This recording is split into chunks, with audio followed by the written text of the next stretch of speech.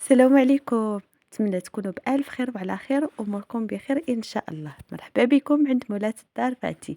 اليوم غادي نحضروا الكعك الوجدي ولكن بواحد الطريقة تيجي بنين بنين بنين ومقرمش وفي نفس الوقت هاش.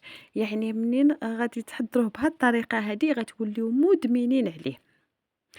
بطبيعة الحال قبل ما نبداو البنات ما تنسونيش من واحد المتابعة وكذلك لي كومونتير ديالكم زوينة وكذلك القليبات ولي بارطاج البنات مع الأهل والأحباب والأصدقاء ديالكم وكذلك في لي جروبات. لنبدأ على بركة الله. غادي نحتاجو في المقادير د هاد الكعك.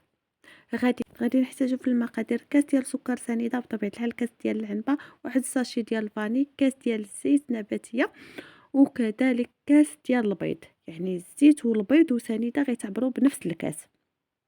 نص كاس ديال الحليب، 2 معالق ديال المزهر وكذلك واحد نص كاس ديال الزنجلان وواحد 3 المعالق ديال اللوز مطحون يكون مطحون مزيان وكذلك واحد المعلقه ديال النافع وحبه حلاوه مطحونه ومغربله وجوج ساشيات ديال الخميره ديال الحلويات. غادي ناخذ واحد البول غادي نوضعوا فيه 125 غرام ديال الزبده. غادي نضيفوا له كاس ديال السكر سنيده وغادي نخلطو مزيان. من بعد غادي نضيفو الزيت بالتدريج. كما قلت لكم في الاول، الكاس اللي غادي نعبروا به الزيت هو اللي غادي نعبروا به الزبده. عفوا، اللي غادي نعبروا به سنيده غادي نعبروا به البيض. يعني حتى البيض غادي يتعبر بنفس الكاس. بغيتو تضاعفوا الكميه يمكن لكم. غادي نخلطوا الزبده والزيت النباتيه وكذلك السكر والبيض، غادي نخلطوهم مزيان حتى تولي على شكل كريمه. غادي نوضعوا 2 معالق ديال الماء زهر ونضيفو كذلك واحد نص كاس ديال الحليب. غادي نخلطوا هاد المكونات مزيان.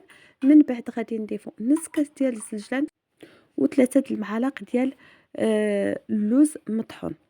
هاد اللوز البنات تيعطيه واحد المذاق خطير خطير. غتجربوه بهاد الطريقه هادي غادي يكون بنين.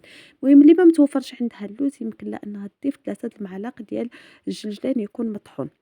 من بعد غادي نضيفو معلقه كبيره ديال النافع وحبه حلاوه مخلطين مطحونين ومغربلين. وغادي نضيفو كذلك واحد المعلقه صغيره ديال الملح وواحد 2 شاصيات ديال الخميره ديال الحلويات. وغادي نضيفو الدقيق. هنا تقريبا انا هزت لي الدقيق تقريبا واحد 600 غرام ديال الدقيق. غادي نجمعوا العجينه ديالنا مزيان. غادي تعلك العجينه ماشي غير تجمع، ماشي بحال اللي صاب لي هذا. خصو تجمع داك العجينه تعلك مزيان، يعني ما يبقاش فيها داك الحبيبات ولا الزبده تبان لينا. من بعد ما غادي نجمعوا العجينه غادي نوضعوا على سطح العمل وغادي نحاولوا نعلكوها واحد شويه، واحد 2 دقائق تقريبا. وتكون العجينه ما تكون رخوه ما تكون قاصحه. غنبقاو نشكلوا العجينه بالاصابع ديال يدينا، غنشكلوها حريبلات. منين بغات تبقى تشكل لينا بهاد الطريقه هذه ما تكون لا متشقه لا والو. الا كانت متشقه راه غادي تكون فاتت فيها الدقيق. يعني غادي نزيدوا فيها داك الساعه واحد 2 معالق ديال الحليب وغادي تشوفوا القوام ديالها. الا كانت انها كتعواج لكم يعني راه مازال رخوه خصها تزيد الدقيق.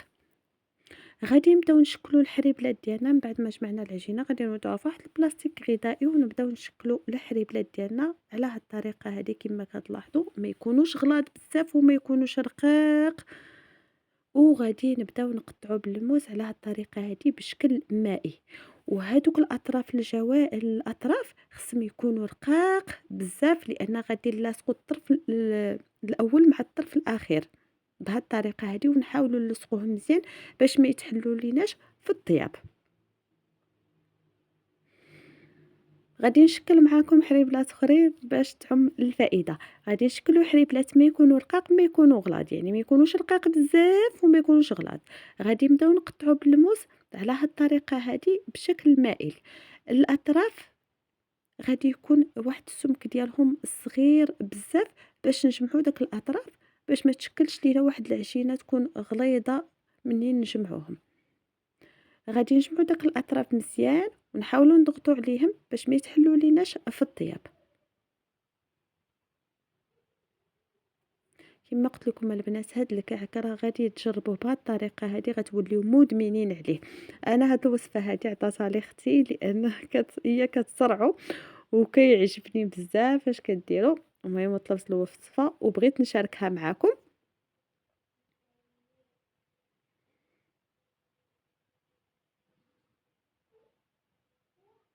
صافي غادي نجمعوا الجوانب بهذه الطريقه هذه، ومن بعد غادي نطلقوا الوريده ديالنا كتجي بحال شكل شميشه بهذه الطريقه هذه. البنات اهم نصيحه نعطيها لكم للكعك هو انه في الطياب يطيب على نار مهيله مهيله، يعني الا كان فرن كهربائي 130 140 ما يفوتهاش. غادي نشعلوا الفرن حتى يسخن لينا مزيان. من بعد ما غادي نوضعوا الكعك ديالنا غادي نقصوا لدرجه الحراره، غادي نخليوه 130 140 ما نفوتوهاش. غادي نشعلوا غير من التحت نخليوه حتى يطيب لينا، وعاد نشعلو من الفوق يتحمر لينا، حيت هو كل ما طاب على نار مهيله كل ما تيجي مقرمش وتيجي محمر واحد التحميره زوينه وتيجي بنين. حتى السر بعد المقادير ديالو تيكون حتى في الطياب ديالو خصو يطيب على نار مهيله باش تيجي زوين، بحالو بحال الفقاس تقريبا وتيجي محمر. بعد ما غادي نساليو الكعك ديالنا بهذه الطريقه هذه كما كتلاحظوا. نتمنى ان الفيديو يكون مشروح 100% ويكون مفهوم. غادي نجمعوا داك الجوانب مزيان داك الاطراف باش ما يتلصقش لينا وصافي، وغادي نسطحوا الوريده ديالنا كتجي بحال شكل شميشه. من بعد ما غادي نساليو البنات غادي ندهنوا بالبيض وقهوه سريع الذوبان. غادي نوضعوا بيض وقهوه سريع الذوبان وغادي نضيفوا واحد المعلقه ديال الخل وغادي ندهنوه مزيان.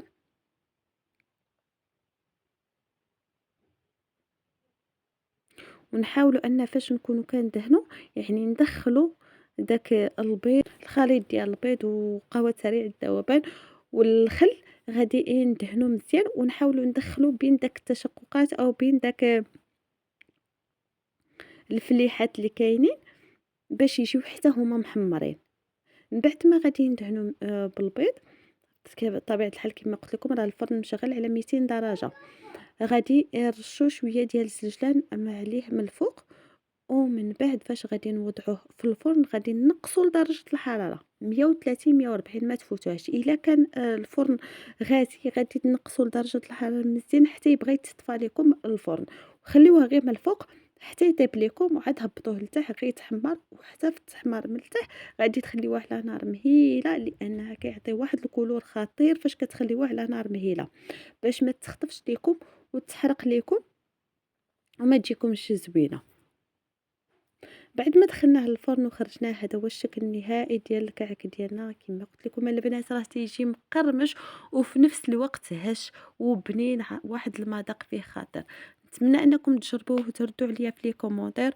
وبطبيعه الحال البنات ما تنساونيش بواحد المتابعه وكذلك القليبات وكذلك لي كومونتير ديالكم الزوينه ولي بارطاج مع الاهل والاحباب. وبالصحه والراحه وعواشركم مبروكه تدخل عليكم بالصحه والسلامه. الى وصفه مقبل.